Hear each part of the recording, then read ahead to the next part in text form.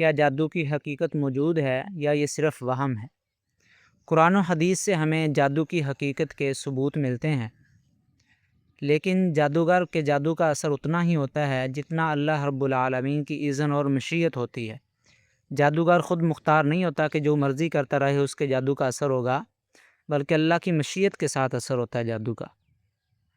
اللہ رب العالمین نے سورۃ البقرہ کے اندر ارشاد فرمایا فَيَتَعَلَّمُونَ مِنْهُمَا مَا يُفَرِّقُونَ بِهِ بَيْنَ الْمَرْءِ وَزَوْجِهِ وَمَا هُمْ بِضَارِّينَ بِهِ مِنْ أَحَدٍ إِلَّا بِإِذْنِ اللَّهِ۔ فرمایا کہ وہ جادو سیکھتے تھے جس کے ساتھ خامد اور بیوی کے درمیان جدائی ڈال دیتے تھے، لیکن وہ اللہ کی اجازت کے بغیر کسی ایک کو بھی اس جادو کے ساتھ نقصان نہیں پہنچا سکتے تھے۔